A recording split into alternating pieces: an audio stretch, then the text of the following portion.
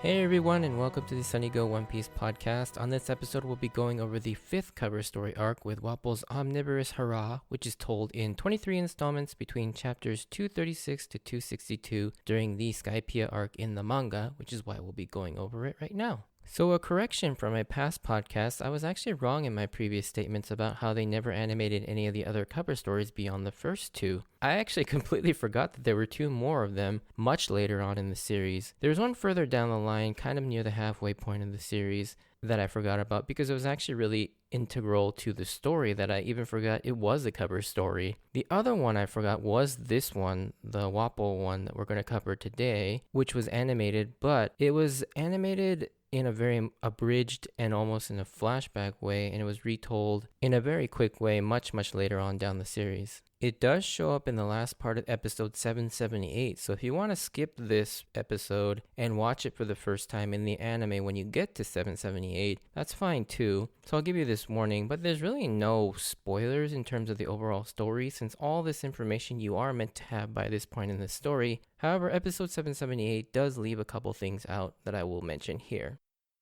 Alright, so the synopsis. Having been propelled into an unknown island by Luffy, Wapol experiences life as a homeless man for the first time. Eventually, he uses his Baku Baku Devil Fruit powers to create unique toys by fusing different objects together, and begins to work his way back up the social ladder by selling these toys to children. In the end, he opens his own shop, starts his corporate empire, and marries a woman named Cinderella. Alright, so let's go through this cover story and my thoughts. This cover story takes place just after the Drum Island arc where Luffy has just launched Wapol from the top of the castle and he lands on some unknown island and we see him use his Baku Baku Devil Fruit powers to eat anything and everything to survive. We see him eat various things and fuse with them like trees, lamps, and even park benches, which is all super weird. And there's that one with the park bench where he is the bench and then scares this like couple trying to sit down on them. It's really weird. He eventually makes it to town and starts to go on a rampage, eating anything he wants in the city. However, he's eventually caught and arrested by the local Marines and learns he's no longer a king. In the next panel that's left out of the retelling in the anime in episode 778, where we see Dalton is now the king of the newly reformed Drum Island, now renamed Sakura Kingdom. This is information that we learn anyways throughout the events of the anime, but this is where we actually first learn this fact, which is really cool to see that they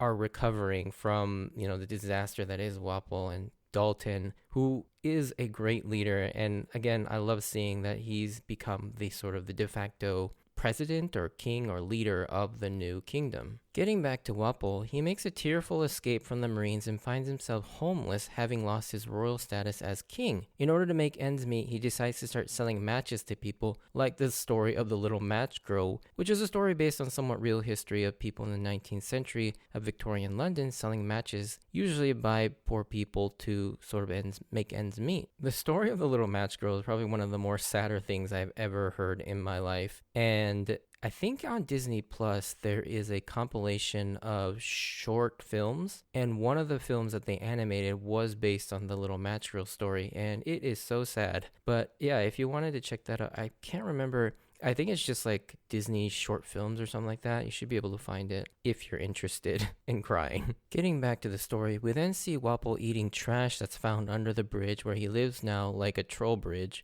However, out of that, he builds a few unique toys that start to catch the interest of the local children. The other thing to note in these few covers is that the dog you see in the bottom right corner with the boxy head and the lenses for eyes is most likely the same normal looking dog in the 9th installment, and you see it again in the 10th and 11th installment alongside Wapol. Then it's gone, replaced by this box dog. Now this dog's name we will go on to learn is named Hakowang, Hako being the Japanese word for box, and Wang being the Japanese sound for a dog. When in English we say dogs go woof woof. In Japanese it's wang wang. So he's essentially named Box Wolf or Boxy Wolf. But this also has kind of like dark implications because it implies that Wapol actually ate this dog and fused it with a few things at some point, which is kind of messed up when you think about it. We then see his toys gain some serious popularity with the kids, and it isn't long before he's able to establish a toy shop where he continues to sell toys, but then a local inventor examines one of the toys and finds that it's made of a new incredibly strong metal alloy, and it's dubbed Wapol metal. With that discovery and his ever popular toys, we see Wapol grow his business empire with a bigger toy shop, then to a corporation with factories, appropriately named the Baku Baku Factories, calling back to the name of his devil fruit technique that he uses to fuse Chest and Kuromarimo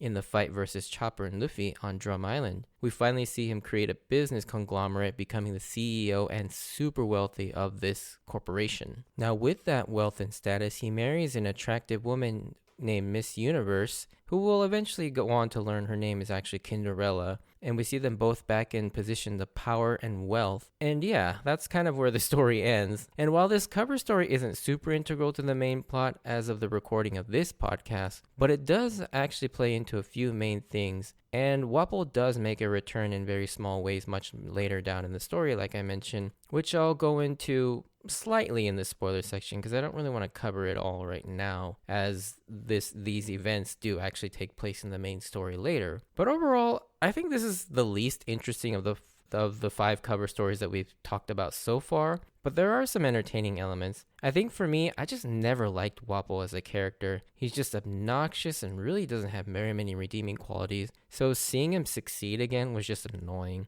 I think that this was the goal, but it seems like Wapol just wasn't humbled or remorseful in any way, and then just goes back to being a villain with having experienced no real consequences to the actions of doing all those horrible things to the citizens of Drum Island or Sakura Kingdom now. But yeah, that's pretty much all I have to really say. It's a shorter episode. But if you did enjoy this, send me a like or a comment if you want to join me on this journey of rewatching One Piece. Please consider subscribing. Check out my Instagram and Twitter account at SunnyGo Podcast if you want updates of when I post new episodes or see some pictures of my manga. And yeah, just a small spoiler section that I wanted to talk about, a couple points. But if you wanted to avoid those, I want to thank you for taking the time to listen to my podcast, and I hope to see you on the next episode. Bye.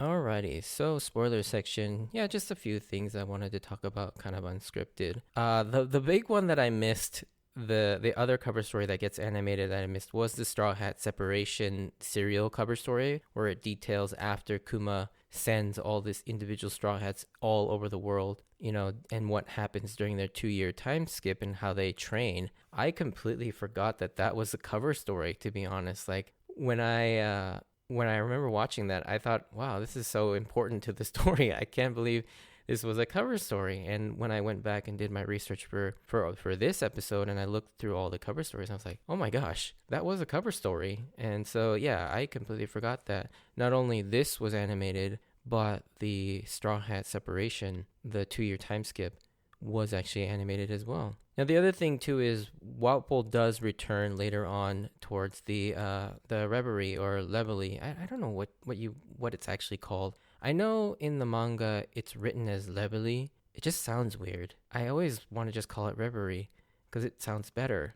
And I feel like it makes more sense too, because a place of that sort of grandeur has a sense of reverence to it, hence the name Reverie. But anyways, I digress. But yeah, we learned that Wapol establishes his new kingdom and calls it the Black Drum Kingdom, and he becomes a king again. And he returns to Reverie with the sole goal to mess with Dalton for taking Drum away from him, which is the definition of petty. And yeah, it's interesting. I don't know if it's just sort of Oda's attention to detail and world building of why he keeps Wapol around. But I'm interested to see if he actually has a purpose for being around, because even in his small little cameos later on in the story, he still doesn't really do anything, and he's still annoying as ever. And so, yeah, I'm unsure as to what Oda's plan is for Wapol.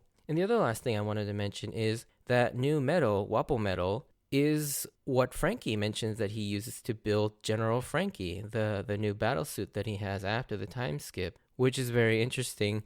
I guess, that is kind of important in that it makes sense why Frankie's suit is now so powerful and durable. But I mean, I don't know if it's worth it bringing back Wapol for that. So, but yeah, those are kind of the small things that I wanted to talk about.